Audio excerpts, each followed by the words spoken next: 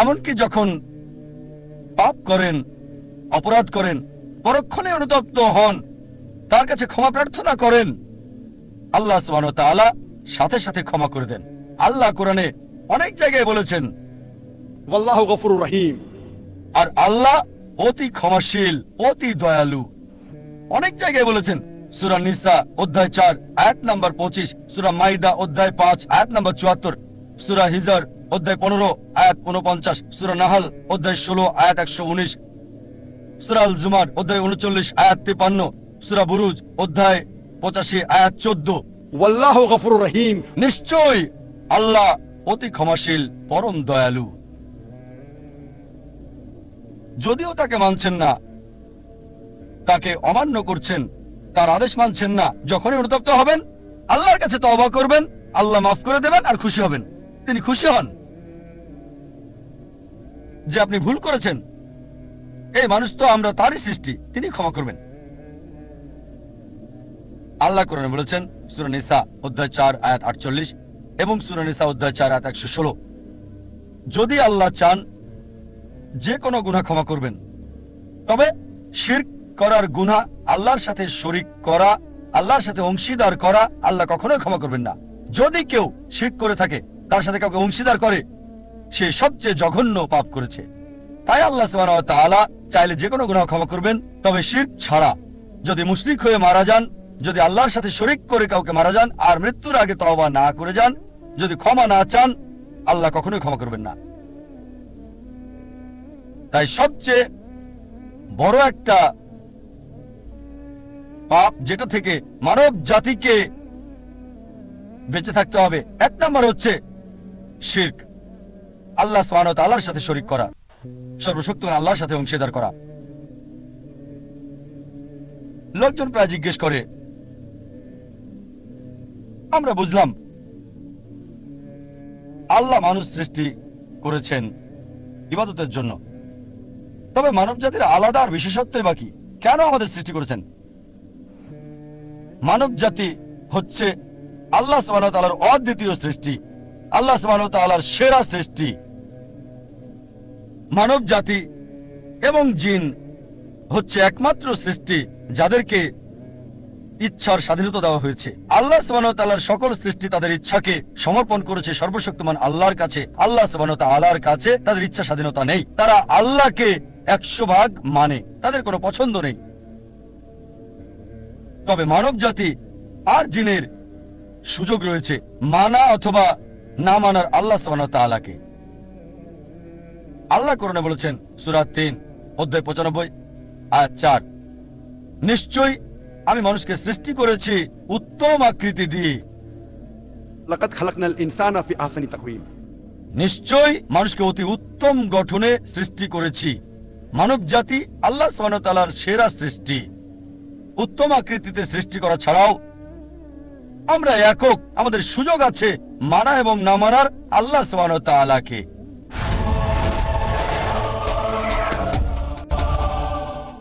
ইচ্ছার স্বাধীনতা দেওয়ার পর যদি আপনি আল্লাহ সুবহানাহু ওয়া তাআলার নির্দেশ মানেন, আপনি ফেরেশতাদের চেয়েও উত্তম। কারণ ফেরেশতাদের ইচ্ছার স্বাধীনতা নেই, তারা সর্বশক্তিমান আল্লাহকে মানে স্বাধীন ইচ্ছা ছাড়া। তাই যখন পূর্ণ স্বাধীনতার পরও আপনি মানেন এবং তার কাছে নিজের ইচ্ছাকে সমর্পণ করেন, আপনি ফেরেশতাদের চেয়ে উত্তম। অনেকেই বলে থাকে, ও এই লোকটি ফেরেশতা। এর দুটো মানে হয়, একটা হতে পারে অপমান করা, কারণ মানুষ ফেরেশতার চেয়ে উত্তম। আবার এর মানে হতে পারে আপনি মানুষ, আপনাকে স্বাধীন ইচ্ছা দেওয়া হয়েছে আর আপনি আল্লাহর নির্দেশ মানছেন ফেরেশতাদের মতো, এটাই আপনাকে শ্রেষ্ঠ করেছে। একজন মানুষ ফেরেশতার মতো আল্লাহকে মানছে, এটাই তার মর্যাদা বৃদ্ধি করে দেয়। আর যদি আল্লাহ সুবহানাহু ওয়া তাআলাকে অমান্য করেন, যদি তার নির্দেশ না মানেন, তাহলে আপনি শয়তানের সহযোগী হচ্ছেন, শয়তান হয়ে যাচ্ছেন। তাই মানুষের পছন্দের সুযোগ আছে। আল্লাহ সুবহানাহু ওয়া তাআলার নির্দেশ মেনে ফেরেশতাদের চেয়ে উত্তম হতে পারে আর অমান্য করে শয়তান হতে পারে। পছন্দ আপনার। যখন আমরা ভালো করে দেখি কেন আল্লাহ সুবহানাহু ওয়া তাআলা আমাদের সৃষ্টি করেছেন, এর কারণ আমরা সৃষ্টির সেরা। আমাদের সুযোগ আছে আল্লাহকে মানার এবং না মানার সুযোগ। যদি মানেন ফেরেশতাদের চেয়ে উত্তম, যদি না মানেন শয়তান হয়ে যাবেন। আর আল্লাহ বলেন এই জীবন আমাদের জন্য পরীক্ষা। আমি আলোচনা শুরু করেছিলাম কোরআনের একটা আয়াত দিয়ে, সূরা মুলক অধ্যায় 67 আয়াত 2। আল্লাহ বলেছেন الذي خلق الموت والحياة ليبلوكم أيكم أحسن عملا। আল্লাহ সৃষ্টি করেছেন জীবন এবং মৃত্যু তোমাদের পরীক্ষার জন্য, কে তোমাদের মধ্যে উত্তম আমলকারী। আল্লাহ জীবন মৃত্যু দিয়েছেন পরীক্ষা করার জন্য, মানুষের মধ্যে কে উত্তম আমল করে। তাই এই জীবনটা হচ্ছে আখিরাতের জন্য পরীক্ষা। আল্লাহ বলেন সূরা আল ইমরান অধ্যায় 3 আয়াত 185, كل نفس ذائقة الموت। প্রত্যেক প্রাণী মৃত্যুর স্বাদ গ্রহণ করবে। আপনার চূড়ান্ত ফয়সালা দেওয়া হবে বিচারের দিনে। যে মানুষই আগুন থেকে রক্ষা পাবে তাকে কল্যাণময় উদ্যানে প্রবেশ করানো হবে। জীবনের উদ্দেশ্যে যে মানুষ সফল হয়েছে, অবশ্যই দুনিয়ার এই জীবন ছলনা ছাড়া আর কিছুই না। আল্লাহ কোরআনে বলেন সূরা বাকারা অধ্যায় 2 আয়াত 155, নিশ্চিত যেন আমি তোমাদেরকে পরীক্ষা করব ভয় দিয়ে, ক্ষুধা দিয়ে, অথবা সম্পদের ক্ষতি দিয়ে, জানের ক্ষতি দিয়ে, জমিনের ক্ষতি দিয়ে, তাদের জন্য সুসংবাদ যারা ধৈর্য ধারণ করে। আল্লাহ সুবহানাহু ওয়া তাআলা আমাদের জীবন মৃত্যু সৃষ্টি করেছেন পরীক্ষা করার জন্য, যে মানুষের মধ্যে কে উত্তম আমলকারী। আর অবশ্যই আল্লাহ পরীক্ষা করবেন ভয় দিয়ে, ক্ষুধা দিয়ে, মালের ক্ষতি দিয়ে, জীবনের ক্ষতি দিয়ে, আর সারা জীবনের অর্জন দিয়ে, ফসলের ক্ষতি দিয়ে। বিভিন্ন মানুষকে বিভিন্নভাবে পরীক্ষা করেন। আল্লাহ কোরআনে বলেন যে আল্লাহ সুবহানাহু ওয়া তাআলা কিছু কিছু মানুষকে বেশি অনুগ্রহ করে থাকেন অন্যদের তুলনায়। আল্লাহ কোরআনে বলেন সূরা আনাম অধ্যায় 6 আয়াত 165, যে তিনি কিছু মানুষকে বেশি মর্যাদা দিয়েছেন অন্যদের উপরে, আর তিনি কিছু মানুষকে বেশি সুযোগ দেন, এভাবে তাদেরকে পরীক্ষা করে থাকেন। তাই যদি আল্লাহ মর্যাদা দেন আর আপনাকে পুরস্কৃত করেন, আপনাকে প্রাচুর্য দেন, প্রস্তুত হন, আল্লাহ আপনাকে পরীক্ষা করছেন। আল্লাহ কোরআনে বলেন সূরা আনফাল অধ্যায় 8 আয়াত 28, যে তোমাদের সম্পদ, তোমাদের সন্তান তোমাদের জন্য পরীক্ষা। যে সম্পদ আল্লাহ আপনাকে দিয়েছেন, যে সন্তান আল্লাহ আপনাকে পরীক্ষা করছেন সেগুলো দিয়ে। আল্লাহ বলেন সূরা মুনাফিকুন অধ্যায় 63 আয়াত নম্বর 9, তোমার সম্পদ আর সন্তান যেন তোমাকে ভুলিয়ে না দেয় সৃষ্টিকর্তা আল্লাহ সুবহানাহু ওয়া তাআলার কথা। আল্লাহ কোরআনে বলেন সূরা আনকাবুত অধ্যায় 29 আয়াত 2, যে মনে করো না মুখে বললেই হবে আমি বিশ্বাস করি আর আল্লাহ পরীক্ষা করবেন না। শুধু মুখে বললে আমি মুসলিম, আমি বিশ্বাসী, আমি মুমিন। আল্লাহ বলছেন কোরআনে, মনে করো না যে আল্লাহ তোমাকে পরীক্ষা করবেন না। আল্লাহ অবশ্যই পরীক্ষা করবেন, আর যদি পরীক্ষায় পাশ করেন আপনি জান্নাতে যাবেন। শুধু মুখে বললে আমি মুসলিম, আমি মুহাম্মদ, আমি জাকির, আমি আব্দুল্লাহ, জান্নাতে যেতে পারবেন না। আল্লাহ অবশ্যই পরীক্ষা করবেন। যদি পরীক্ষায় পাশ করেন ইনশাআল্লাহ জান্নাতে যাবেন। জান্নাতে যাওয়ার জন্য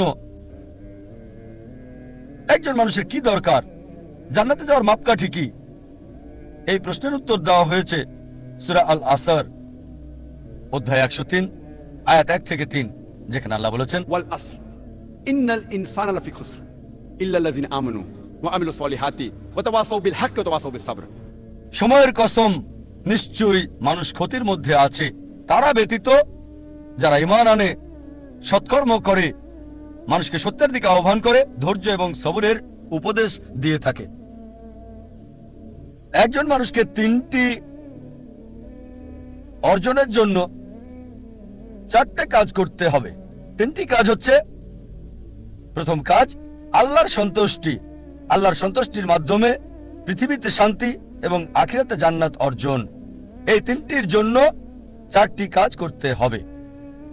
প্রথম কাজটা পূর্ণ ঈমান থাকা, দ্বিতীয় কাজ হচ্ছে পুণ্য বা সৎকর্ম, তৃতীয় কাজ হচ্ছে দাওয়া, সত্যের দিকে মানুষকে আহ্বান করা, আর চতুর্থ কাজ হবে ধৈর্য এবং সবর, মানুষকে ধৈর্য আর সবরের কথা বলা। যে কোনো মানুষকে আল্লাহর সন্তুষ্টি অর্জন করতে হলে, দুনিয়াতে কল্যাণ চাইলে এবং বেহেশতে যেতে চাইলে তার ঈমান থাকতে হবে, খাঁটি ঈমান, তার থাকতে হবে আমালে সালিহাত, সৎকর্ম, খোদাভীরুতা থাকতে হবে, ওয়াতাওয়াসাবিল হক করতে হবে, ওয়াতাওয়াসাবিল হক মানুষকে সত্যের দিকে ডাকা মানে সত্য প্রচার, আর ওয়াতাওয়াসাবিস সবর মানুষকে ধৈর্য আর সবরের দিকে আহ্বান করবে। এই তিনটি পাওয়ার জন্য আপনাকে চারটি মানতে হবে। আরেকটা হাদিস নবী মুহাম্মদ সাল্লাল্লাহু আলাইহি ওয়াসাল্লামের, এটা আছে সুনান তিরমিজি ভলিউম 4 অধ্যায় 60 হাদিস নম্বর 2517, আনাস ইবনে মালিক রাদিয়াল্লাহু আনহু তিনি বলেছেন, একবার এক লোক নবীজিকে জিজ্ঞেস করলো, আমি কি আমার উটটাকে বেঁধে রাখবো নাকি আল্লাহর উপর ভরসা করে ওটাকে আমি ছেড়ে দেবো? উট ছেড়ে দেবো আর আল্লাহর উপর ভরসা করবো? নবীজি বললেন, বেঁধে রাখো, বেঁধে রেখে আল্লাহর উপর ভরসা করো। তার মানে এই না যে আপনি উটটাকে দেবেন ছেড়ে আর বলবেন আল্লাহর উপর বিশ্বাস আছে, তাওয়াক্কালতু আলাল্লাহ, আল্লাহর উপর ভরসা। দরজা খোলা রেখে চলে যেতে পারেন না, আর বলতে পারেন না যে আল্লাহর উপর ভরসা, চোর ডাকাত আসবে না। দরজা বন্ধ রেখে আল্লাহর উপর ভরসা রাখতে হবে। আল্লাহর উপর ভরসা করা জরুরি, আল্লাহর সমস্ত নির্দেশাবলী মানা জরুরি। আর সফলতার জন্য আল্লাহর উপর ভরসা খুবই জরুরি। আল্লাহ কোরআনে বলেন সূরা আল ইমরান অধ্যায় 3 আয়াত 160, যদি আল্লাহ চান কেউ পেছনে ফেলতে পারবে না, আর তিনি সাহায্য না করলে কে আছে এমন যে সাহায্য করবে? আর মুমিন লোকগণ কেবল আল্লাহর উপরে ভরসা করেন। আল্লাহ বলেন সূরা আনকাবুত অধ্যায় নম্বর 29 আয়াত নম্বর 69 যে যদি চেষ্টার সংগ্রাম করো আল্লাহ সুবহানাহু ওয়া তাআলার পথে তিনি পথ খুলে দেবেন। আল্লাহ আরো বলেন সূরা নাহাল অধ্যায় 17 আয়াত 43 এবং সূরা আম্বিয়া অধ্যায় 21 আয়াত 7, ফাসআলু আহলিয যিকরি ইন কুনতুম লা তা'লামুন। যদি তোমরা না জানো তাকে জিজ্ঞেস করো যে জানে, তার কাছে যার জ্ঞান আছে। তাই সফলতার জন্য প্রথম আল্লাহর উপর ভরসা, দ্বিতীয় হচ্ছে চেষ্টা করা, সাধনা করা আল্লাহ সুবহানাহু ওয়া তাআলার পথে, তৃতীয় হচ্ছে যে জানে তাকে জিজ্ঞেস করা। পরিকল্পনাটাও জরুরি, গন্তব্য থাকাটাও জরুরি। আর আমরা যখন পড়ে দেখি ম্যানেজমেন্ট গুরু বই, অনেক গন্তব্য নির্ধারিত আর সেটা তারা দিয়েছে। তবে আমার কাছে সেরা প্ল্যানিং, সবচেয়ে সেরা গন্তব্য হচ্ছে ইসলামিক, ISLAMIC, আই এটা দিয়ে ইসলামিক। আপনার গন্তব্য আল্লাহ সুবহানাহু ওয়া তাআলা এবং নবী মুহাম্মদ সাল্লাল্লাহু আলাইহি সাল্লামের শিক্ষা অনুযায়ী হতে হবে। আপনার গন্তব্য কোরআন এবং সর্বশেষ এস হচ্ছে লক্ষ্য নির্দিষ্ট হতে হবে, স্পেসিফিক হতে হবে, অস্পষ্ট হবে না। আরেকটা উদাহরণ দিচ্ছি। ধরেন একজন শিক্ষক ছাত্রদের ধনুবিদ্যা সম্পর্কে শিক্ষা দিচ্ছেন, আর ছাত্রদের বললেন, যারা তীর চালানো শিখছিল, গাছের ডগায় বসা একটা পাখিকে নিশানা করছিল। সবাই নিশানা করছে, শিক্ষক বললেন আমি না বললে কেউ তীর ছুড়বে না। প্রথম ছাত্রকে বললেন, নিশানা করেছো? সে বলল হ্যাঁ। তুমি কি দেখছো? সে বলল, বন দেখছি, গাছ দেখছি, পাখিটাকেও দেখছি। দ্বিতীয় ছাত্রকে বললেন, তুমি কি দেখছো? সে বলল, স্যার গাছটা দেখছি, গাছের ডাল দেখছি, আর পাখিটাকেও দেখছি। তৃতীয় ছাত্রকে বললেন, তুমি কি দেখছো? সেই ছাত্র বলল, আমি শুধু গাছের ডাল দেখছি আর পাখি আর পাখির চোখ। চতুর্থ ছাত্রকে বললেন, তুমি কি দেখছো? সেই ছাত্র বলল, স্যার আমি শুধু চোখ দেখছি আর অন্য কিছুই দেখছি না। শিক্ষক বললেন, এবার তীর ছুঁড়ে দাও, আর তীরটা পাখিটার চোখে গিয়ে লাগলো। আপনার লক্ষ্য স্পেসিফিক হতে হবে, নির্দিষ্ট হতে হবে। কোনো ভ্রমণকারীর মতো হলে হবে না, যার কোনো উদ্দেশ্য নেই। কুকুরটার মতো না যে গাড়ির পেছনে ছুটছে উদ্দেশ্য ছাড়া। তৃতীয় বিষয় এল দিয়ে বোঝাচ্ছে এটা লাভজনক হতে হবে। প্রথমত পরকালের জন্য লাভজনক হতে পারে আখিরাতে, আবার এটা আমাদের জন্য সমানভাবে লাভজনক হতে পারে এই পৃথিবীতেও, তবে গুরুত্ব হচ্ছে আখিরাত। আল্লাহ কোরআনে বলেন সূরা বাকারা অধ্যায় 2 আয়াত 201, ربنا آتنا في الدنيا حسنة وفي الآخرة حسنة وقنا عذاب النار হে আল্লাহ, আমাদের কল্যাণ দাও দুনিয়া এবং আখিরাতের, আর দোজখের আগুন থেকে রক্ষা করো। সুতরাং লাভজনক হতে হবে, উপকার থাকতে হবে, প্রথমত পরকালের, তারপর এই দুনিয়া। তবে বেশি গুরুত্ব হচ্ছে আখিরাতের, তারপর দুনিয়ার। এমন যেন না হয় যে দুনিয়ার লাভ আখিরাতের লাভকে নষ্ট করে দেবে। চতুর্থ হচ্ছে এ দিয়ে তীক্ষ্ণ বোঝাবে, যথাযথ হতে হবে, সঠিক হতে হবে, লক্ষ্য সুতীক্ষ্ণ যথাযথ হবে। এম হচ্ছে পরিমাপ, লক্ষ্যটা পরিমাপযোগ্য হতে হবে, পরিমাপযোগ্য হতে হবে, নির্দিষ্ট হতে হবে। নির্দিষ্ট হওয়ার পর এর একটা সীমা থাকতে হবে। যেমন ধরেন, একজন নির্মাতা বলল, আমি পৃথিবীর সবচেয়ে উঁচু দালান তৈরি করতে চাই।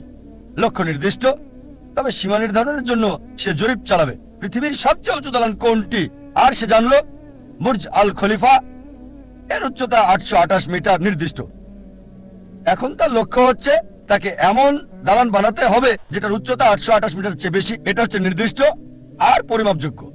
যদি পরিমাপযোগ্য হয়, মনিটর করা যাবে কতটুকু তৈরি করেছেন, আপনার লক্ষ্যের কতটুকু কাছে গেছেন আপনি। এরপর হচ্ছে নিয়ত। আমাদের প্রিয় নবী মুহাম্মদ সাল্লাল্লাহু আলাইহি ওয়াসাল্লাম বলেছেন, এটা হচ্ছে সহিহ বুখারীতে ভলিউম নাম্বার 1 অধ্যায় নাম্বার 1 বুক অফ ফেথ হাদিস নাম্বার 1, বুখারীর প্রথম হাদিস। إنما الأعمال بالنية আপনার কর্ম বিবেচনা করা হবে নিয়তের উপর। আপনার নিয়তের উপর পুরস্কৃত হবেন। আপনার নিয়তটা যেন হয় আল্লাহ এবং রাসূলুল্লাহ সাল্লাল্লাহু আলাইহি সাল্লামের সন্তুষ্টির জন্য। বিখ্যাত হওয়া, জনপ্রিয় হওয়া কারো ইচ্ছা থাকা উচিত না। যদি বিখ্যাত হওয়া উদ্দেশ্য হয়, তাহলে আপনার লক্ষ্যটা ভুল। যদি উদ্দেশ্য হয় সন্তুষ্টি অর্জন আল্লাহ, আমাদের স্রষ্টা এবং রাসূলের, অবশ্যই আপনাকে আখিরাতে পুরস্কার দেওয়া হবে। আর ইনশাআল্লাহ আল্লাহ এই পৃথিবীতেও আপনাকে কল্যাণ দান করবেন। এটা ধারাবাহিকভাবে হতে হবে লক্ষ্য অর্জন পর্যন্ত। যদি লক্ষ্য অর্জনের সময় সীমিত হয় বা সীমিত না হয়, সব সময় ধারাবাহিক হতে হবে। যেমন ধরেন, আপনার লক্ষ্য হচ্ছে রমজান মাসে অন্তত কোরআন পড়তে চান প্রতিদিন 1 পারা, তা আপনার টার্গেট আছে প্রতিদিন 1 পারা পড়বেন। এভাবে ধারাবাহিক প্রতিদিন রমজান মাসে কোরআনের 1 পারা করে আপনি পড়েন। রমজান শেষে পুরো কোরআন হবে শেষ অন্তত একবার। যদি সময় সীমিত না হয়, হয়তো বলতে পারেন আমি প্রতিদিন করে পড়তে চাই। একটা টার্গেট সেট করলেন, প্রতিদিন পড়বেন আধা পারা বা হতে পারে 1 পারা, এভাবে শুরু করলেন। যখন আপনি শুরু করলেন এই পড়াটা আধা পারা বা 1 পারা একদিনে, আর জীবনের শেষ দিন পর্যন্ত এভাবে ধারাবাহিক হলেন, আমাদের প্রিয় নবী মুহাম্মদ সাল্লাল্লাহু আলাইহি ওয়াসাল্লাম বলেছেন, এটা আছে সহিহ মুসলিম ভলিউম 1 বুক অফ সালাহ অধ্যায় 272 হাদিস নম্বর 1711। তিনি বলেছেন যে এক লোক নবীজির কাছে বলল, সবচেয়ে ভালো কাজ কোনটি যা আল্লাহ পছন্দ করেন? নবীজি বললেন, আল্লাহ সেই কাজ পছন্দ করেন যেটা ধারাবাহিকভাবে করা হয়, সেটা ছোট কাজ হলেও। একবারে অনেক কাজ করাচ্ছে ধারাবাহিকভাবে কম করাটা ভালো। তাই যে কাজটা নিয়মিত করা হয়, সেই কাজটা একবারে অনেকগুলো কাজ করাচ্ছে বেশি ভালো। তাই লক্ষ্যটা হতে হবে ইসলামিক। প্রথমটা ইসলামিক, দ্বিতীয়টা সুনির্দিষ্ট প্রাসঙ্গিক, তৃতীয় লাভজনক কল্যাণকর, চতুর্থ তীক্ষ্ণ যথাযথ, পঞ্চম পরিমাপযোগ্য যা মনিটর করা যাবে, ষষ্ঠ হচ্ছে নিয়ত আল্লাহর সন্তুষ্টির জন্য হতে হবে, সপ্তম ধারাবাহিক হতে হবে। আরেকটা উদাহরণ দিচ্ছি। আমরা অনেকে উইলমা রুডলফের ইতিহাস জানি। উইলমা রুডলফ একজন মেয়ে যে শৈশব থেকেই ভয়ানক রোগ পোলিওতে আক্রান্ত ছিল, আর ডাক্তার তার পায়ে ব্রেস লাগিয়ে রাখত। ডাক্তার বলল, এই মেয়ে কখনোই হাঁটতে পারবে না। তার মা তাকে উৎসাহ দিত আর বলতো, উইলমা তুমি যা করতে চাও তাই তুমি করতে পারো। এভাবে মা মেয়েকে উৎসাহ দিত। উইলমার বয়স যখন 9, তখন পায়ের ব্রেস খুলে ফেলে সে পৃথিবীর দ্রুততম মানবী হতে চায়। এটা ছিল তার ইচ্ছা, ছিল তার লক্ষ্য। 9 বছর বয়সে ব্রেস খুলে ফেলার পর 13 বছর বয়সে জীবনের প্রথমবারের মতো দৌড়ে অংশগ্রহণ করল সে, এবং পরাজিত, সবার শেষ অবস্থান। তবে তারপরও সে ধারাবাহিক চেষ্টা চালিয়ে যাচ্ছে, হেরে যাচ্ছে, আবার চেষ্টা করছে। একসময় অলিম্পিকে খেলার যোগ্যতা সে অর্জন করেছে। এটা বাস্তব গল্প, কোনো বানানো গল্প না, মনোরঞ্জনের গল্প না। যখন অলিম্পিকে খেলতে আসলো 1960 সালের অলিম্পিকে মহিলাদের 100 মিটার দৌড়ে সে প্রথম হয়েছিল, স্বর্ণপদক পেল। 200 মিটার দৌড়েও মহিলাদের মধ্যে স্বর্ণপদক পেল। সে 400 মিটার দৌড়েও স্বর্ণপদকটা জয় করে নিল। 100 গুণ 4 মহিলাদের মধ্যে 1960 সালের অলিম্পিকে সে 3টি সোনা জিতেছিল এবং ইতিহাস রচনা করেছিল। একজন প্যারালাইজড, একজন অচল মহিলা, পোলিও আক্রান্ত, সে পৃথিবীর দ্রুততম মানবী হলো 1960 সালের জন্য। আমরা দেখলাম যে উইলমা লক্ষ্য স্থির করেছে। আর যদি ম্যানেজমেন্ট গ্রুপ বই পড়েন, এই বিষয়গুলো তাতে আছে। স্মার্ট গোল বইয়ে আছে, বিস্তারিত আমি বলছি না। তবে চলুন দেখি সে কতটুকু মূল টার্গেট পূর্ণ করেছে ইসলামিক ভাবে। প্রথম হচ্ছে লক্ষ্যটাকে ইসলামিক ছিল, লক্ষ্যটাকে কোরআন সুন্নাহ অনুযায়ী ছিল। তার ব্যক্তিগত জীবন জানি না, তবে এটা জানি সে মুসলিম না।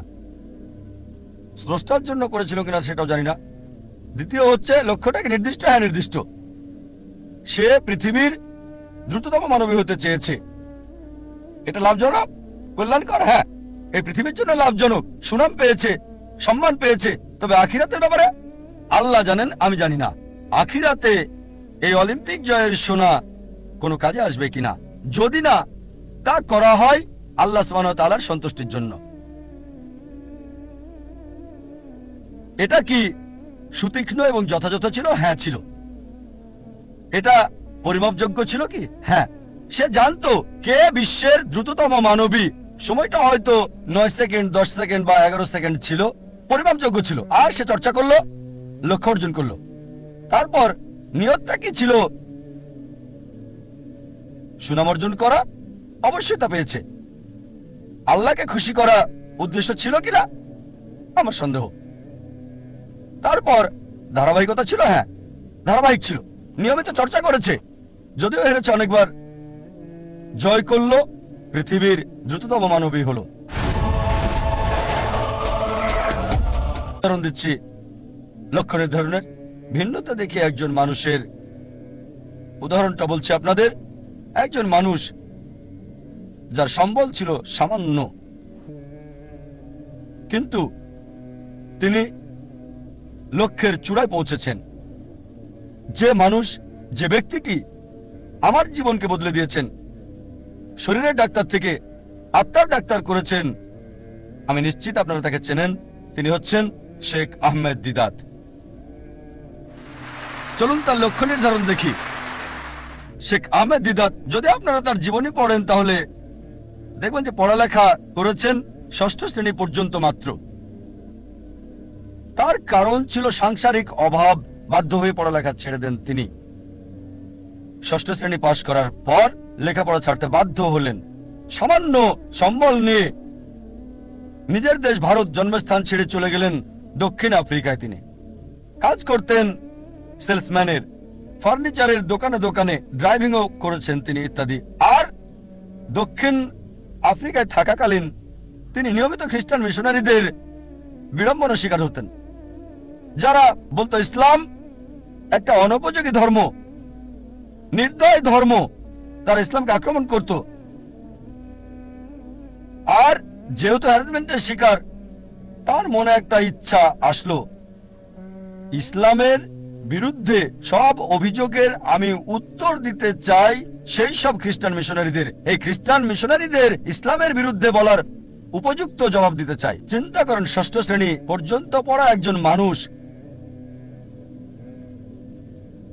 তবে অবশ্যই আল্লাহর উপর ভরসা ছিল। তিনি চেষ্টা করেছেন। একটা বই তাকে বেশ নাড়া দিয়েছিল।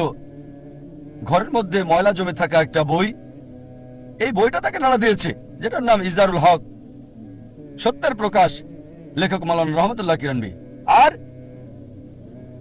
ওই বইয়ে লক্ষ্যের নির্দেশনা পান। এভাবে শুরু করেছিলেন আর 40 বছর ধরে সংগ্রাম করেছেন। তিনি চ্যালেঞ্জ করেছেন খ্রিস্টান ধর্মের রথী মহারথীদের। চিন্তা করেন, 6 পাস একজন মানুষ 40 বছর সংগ্রাম করেছেন, পৃথিবীর সেরা খ্রিস্টানদের সাথে চ্যালেঞ্জ করেছেন। এমন একটা ঘটনা 1986 সালে তিনি বিতর্ক করেছিলেন পাদ্রী জিমি সোয়াগার্টের সাথে। আর 80 দশকে এই জেমি সোয়াগার্ট ছিল 1 নাম্বার, সবচেয়ে ক্ষমতাধর, সবচেয়ে বিখ্যাত খ্রিস্টান টিভি বিতার্কিক। তার বিতর্কের কয়েক সপ্তাহ আগে শেখ দিদাতের এক ভক্ত বলল, শেখ আহমেদ দিদাত, আমি আপনার ভক্ত, আপনাকে একটা উপদেশ দিচ্ছি। এই জেমি সোয়াগার্টকে আমি চিনি, তার সম্পর্কে আমি জানি, তার সাথে বিতর্ক করবেন না, আপনাকে হাসির পাত্র বানাবে আর ফু দিয়ে উড়িয়ে দেবে। চিন্তা করেন, একজন ভক্ত আহমেদ দিদাতকে উপদেশ দিচ্ছে জেমি সোয়াগার্টের সাথে ডিবেট না করার জন্য। আমি তাকে চিনি, আপনাকে হাসির পাত্র বানাবে আর ফু দিয়ে উড়িয়ে দেবে।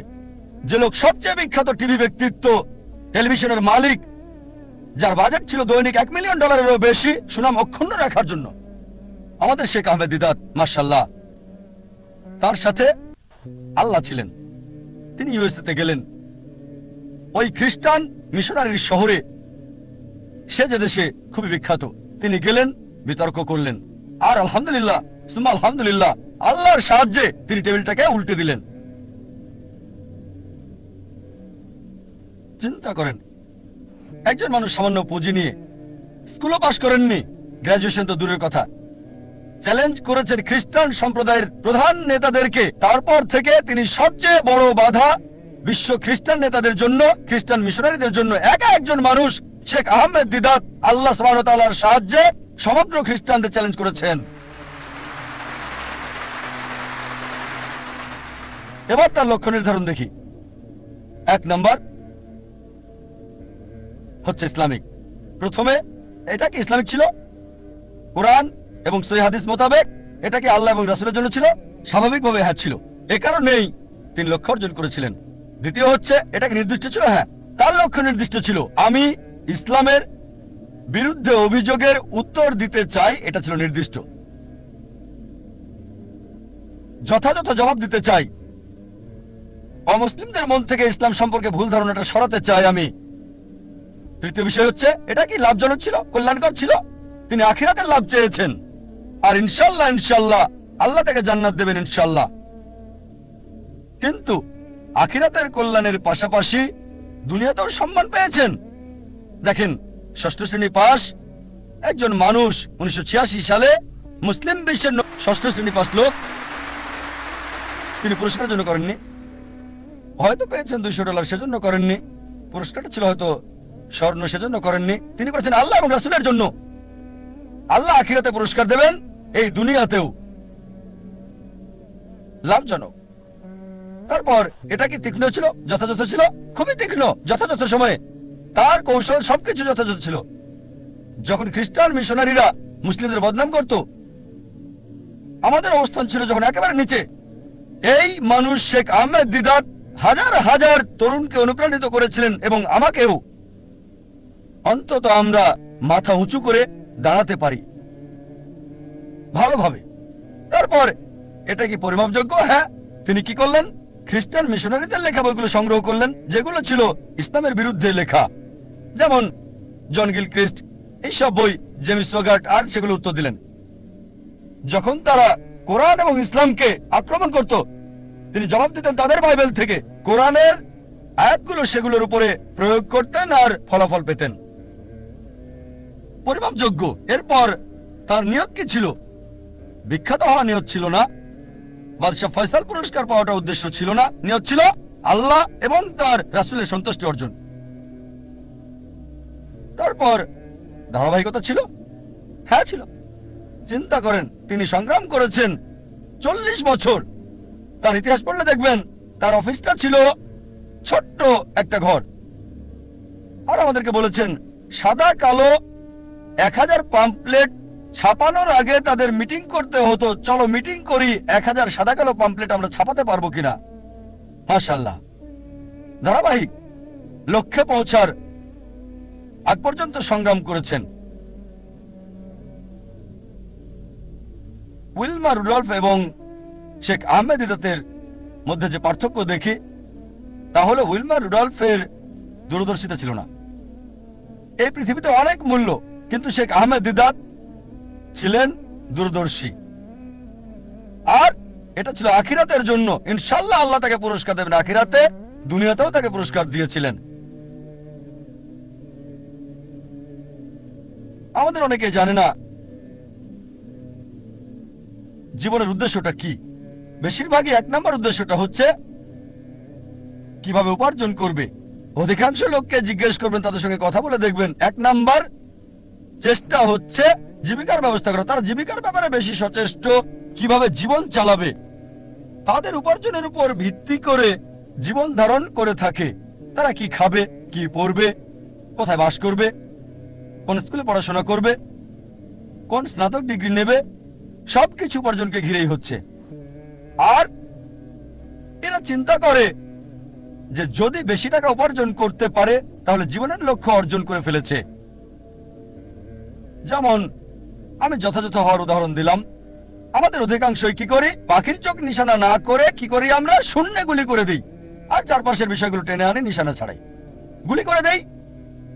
কোনো একটা বিষয়ে গ্রাজুয়েশন করি, তারপর যখন বলা হয় কেন এই কোর্স নিয়েছো তুমি, ও আমি তো ভাবিনি। তারপর বিশেষত্ব খোঁজে, আরো বেশি বিশেষত্ব খোঁজে, তারপর চেষ্টা করে, যাচাই করে কেন এই কোর্স নিয়েছে। দেখবেন লোকে প্রথমে চিন্তা করে কত উপার্জন করবে, আর উপার্জনের ভিত্তিতে সে সিদ্ধান্ত নেয় কিভাবে তাদের জীবন যাপন করবে। এটা শূন্যে গুলি ছোঁড়ার মতো আর পাখির চোখে নিশানা করার চিন্তা করা। প্রথমে দেখতে হবে আমাদের কেন্দ্র কোনটা, কোনটাকে ভিত্তি করে আমাদের জীবন আবর্তিত হচ্ছে। বিভিন্ন মানুষের ভিন্ন ভিন্ন কেন্দ্র রয়েছে। কিছু লোক তারা আত্মকেন্দ্রিক, সবকিছুতে নিজেদের কথা ভাবে, পৃথিবীর অন্য মানুষকে নিয়ে কোনো মাথা ব্যথা নেই, নিজেদের নিয়ে তারা ব্যস্ত থাকে। কিভাবে জীবনযাপন করবে অন্যদের নিয়ে চিন্তা করার সময় নেই, তারা আত্মকেন্দ্রিক। কিছু লোক পরিবার কেন্দ্রিক, তাদের সারা জীবন পরিবারকে ঘিরেই কেটে যায়। তারা যে কোনো নিয়ম ভাঙতে বা গড়তে প্রস্তুত, হোক সেটা সঠিক কিংবা ভুল, পরিবারকে সুখী করতে।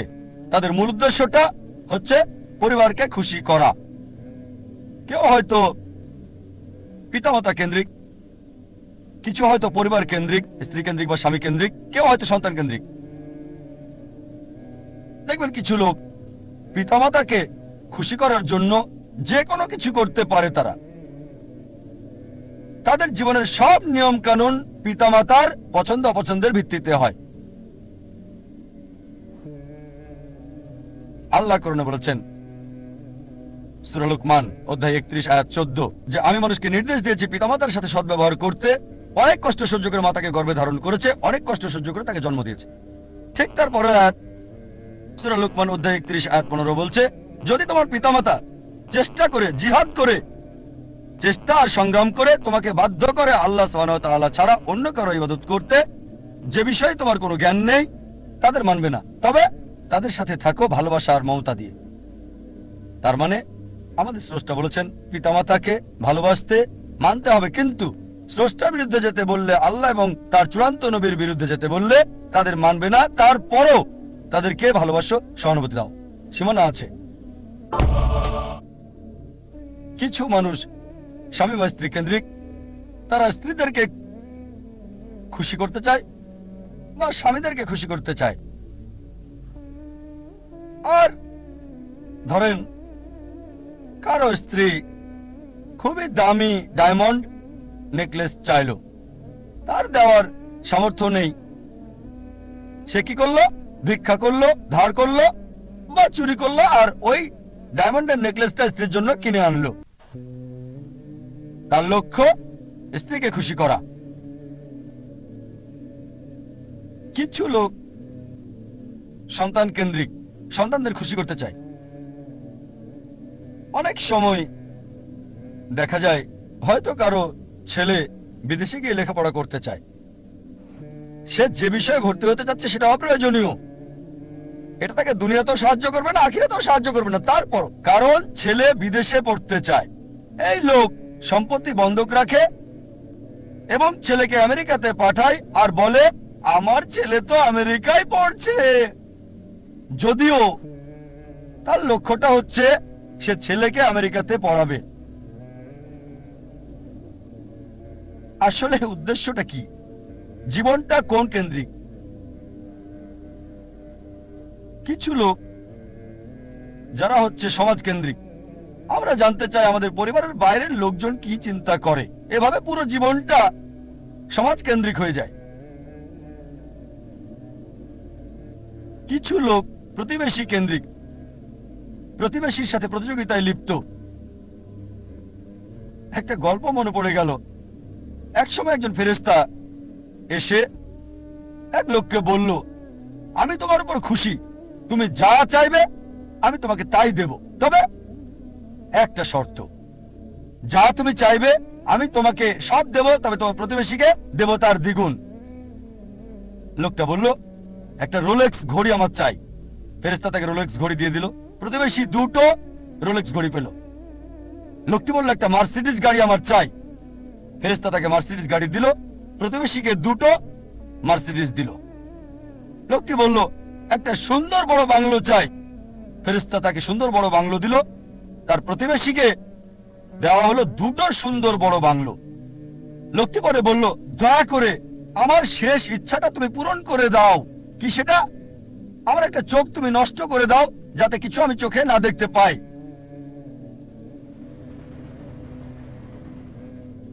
চিন্তা করেন, সে তার নিজের চেয়ে প্রতিবেশীকে নিয়ে বেশি ব্যস্ত। তার জীবন সহজ কিন্তু জটিল সেটা ভাবছে না সে। প্রাচুর্য কি দারিদ্রতা যাই থাকুক, সে বেশি চিন্তিত তার প্রতিবেশীর চেয়ে ভালো জীবন যাপন করা নিয়ে। এ কারণেই সে ফেরেশতাকে বলল, আমার একটা চোখ নষ্ট করে দাও, যাতে প্রতিবেশীর দুটো চোখই নষ্ট হয়ে যায়। এভাবে আমরা প্রতিবেশী কেন্দ্রিক। নিজে সুখী কিনা ভাবছে না, দেখতে পারবে কিনা সেটা ব্যাপার না। যেহেতু প্রতিবেশী সম্পূর্ণ অন্ধ হবে, তাই একটা চোখ হারাতে কোনো আপত্তি নাই। কিছু লোক বন্ধু কেন্দ্রিক, কিছু আবার শত্রু কেন্দ্রিক। তারা বেশি চিন্তিত তার শত্রু কি করছে সেটা নিয়ে। শত্রু কি চিন্তা করছে আমার ব্যাপারে তা নিয়ে পরিকল্পনা করে। শত্রু যদি এটা করে আমি ওটা করবো। সব সময় সারা জীবন চিন্তা করে এভাবে, শত্রুরা কি করছে। এটা আপনি পাবেন বিভিন্ন ক্ষেত্রে। ব্যবসায়ী চিন্তা করছে তার শত্রুর ব্যাপারে, ছাত্র চিন্তা করছে শত্রুর ব্যাপারে। তারা যা চিন্তা করে তার প্রতিরোধ চিন্তা করে। শত্রু যা চিন্তা করছে তার প্রতিরোধমূলক চিন্তা। বেশিরভাগ সময় তারা কাটায় শত্রুর মোকাবেলার চিন্তা করে। তাদেরকে একটা সুন্দর শান্তির উপদেশ দিতে চাই, যা আমি অনুসরণ করি। যদি কেউ আপনার দিকে পাথর ছুঁড়ে মারে, নিজেকে এতটা উঁচুতে নিয়ে যান যাতে পাথর আপনাকে ছুঁতে না পারে। কেউ আপনার দিকে ঢিল ছুঁড়ে মারলে নিজেকে এমন উঁচুতে নিয়ে যান যাতে পাথর আসতে না পারে। তাহলে প্রতিযোগিতার প্রশ্ন আসবে কি করে? আপনার বিরুদ্ধে শত্রুর পরিকল্পনার সুযোগ আসবে কি করে? আরেকটা উপদেশ, যদি কেউ ইট ছুঁড়ে মারে আপনার দিকে, এই ইট দিয়ে ঘর তৈরি করেন আপনি। স্কুলে শিখতাম মার্শাল আর্ট, কেরাতি, জুডো। যদি বড় কেউ আপনাকে ধাক্কা দেয়, কি করতে হবে? সাইড স্টেপ নিতে হবে, তার শক্তি কাজে লাগিয়ে তাকে ফেলতে হবে, তার শক্তির ব্যবহার। কেউ যখন আপনাকে ইট মারবে, সেই ইট দিয়ে ঘর তৈরি করেন। কিছু লোক সুনাম কেন্দ্রিক, তারা সুনাম চায়, মূল উদ্দেশ্য খ্যাতি পাওয়া। যে কোনো অনৈতিক কাজ করতে প্রস্তুত, নিয়ম কানুন বিসর্জন দিতে পারে। কিছু লোক তারা হচ্ছে ভোগবাদী, তারা সম্পদ কেন্দ্রিক। সব সময় চিন্তা করে অর্জন কি, কত সম্পদ করেছে, তারা কি পরে। আর এটা কমন, খুবই কমন মানুষের মধ্যে, বিশেষ করে ধনীদের মধ্যে। বন্ধুদের সাথে দেখা হলে গল্প শুরু করে, কোন ব্র্যান্ডের ঘড়ি পরেছো? এটা কি ট্যাগ হিয়র নাকি ওমেগা? ও এটা রোলেক্স। ভিতরে কিসের? আয়রনের নাকি চামড়ার? বেসালটা কি? ও কোন ধরনের ডাল? Gold plated, diamond stone? ও কারুকাজ করা, পার্টি ফিলিপ। ধনী লোকদের অধিকাংশেরই এটা একটা ঘড়ি থাকে না, অনেকগুলো ঘড়ি।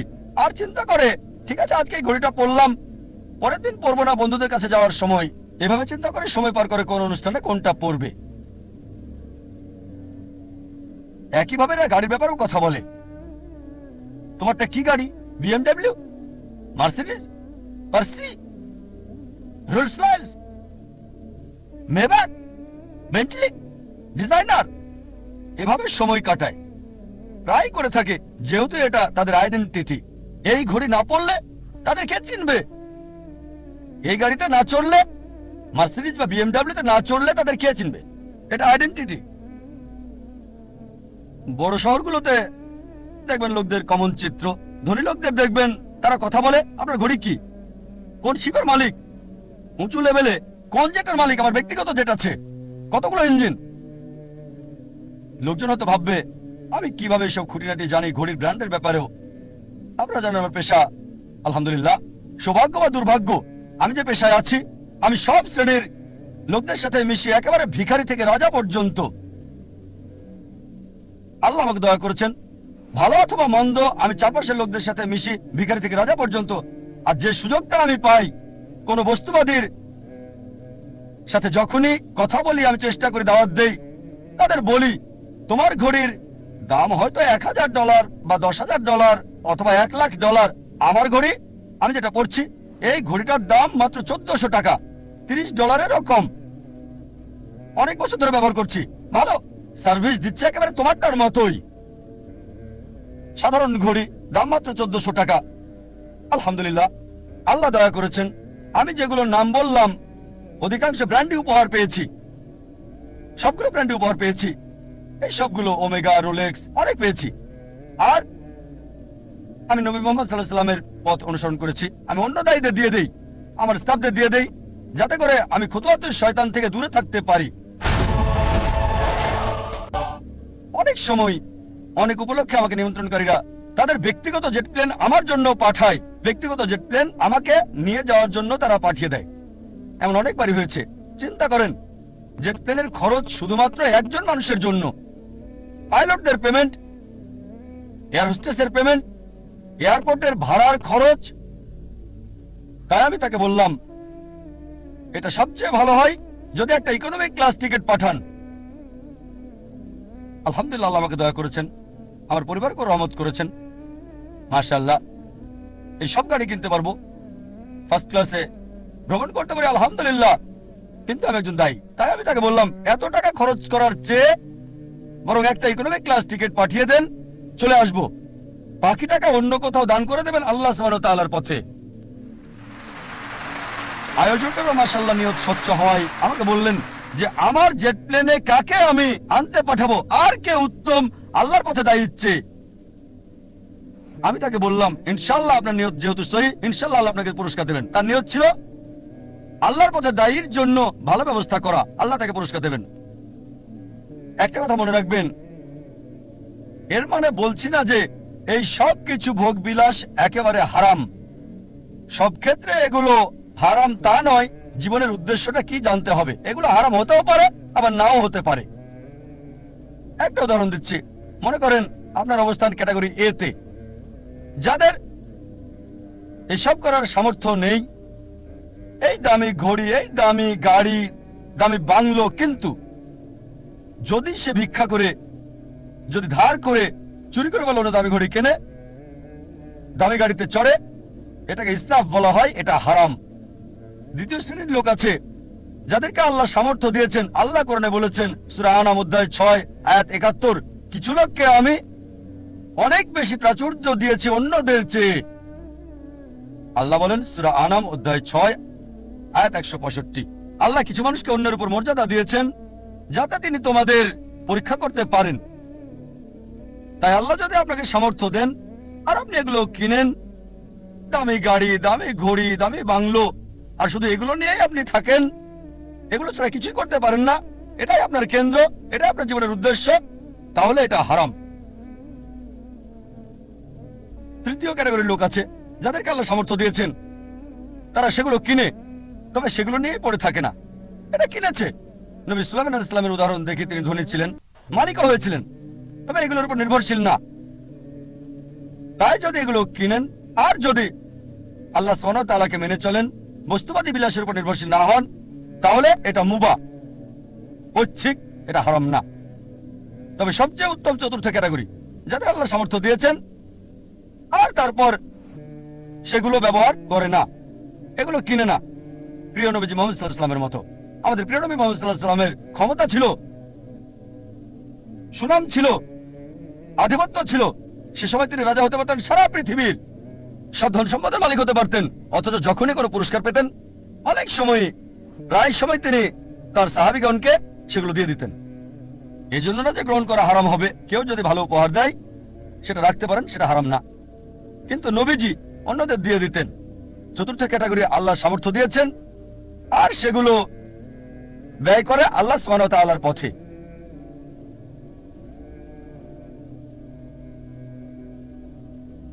আমাদের গন্তব্য নির্ধারণ করতে হবে, আমাদের কেন্দ্র কোনটি। মানব জাতির জন্য সবচেয়ে গুরুত্বপূর্ণ গন্তব্য আল্লাহ কেন্দ্রিক হতে হবে। তার উদ্দেশ্য, তার লক্ষ্য হতে হবে আল্লাহ সুবহানাহু ওয়া তাআলা এবং সর্বশেষ চূড়ান্ত নবী মুহাম্মদ সাল্লাল্লাহু আলাইহি সাল্লাম। আর বিশ্বাস করেন, আল্লাহ কেন্দ্রিক হলে আপনার নিজেকে অবহেলা করতে হবে না, পরিবারকে অবজ্ঞা করতে হবে না, আপনার সমাজকেও না। আল্লাহ কেন্দ্রিক হলে আল্লাহ বলেছেন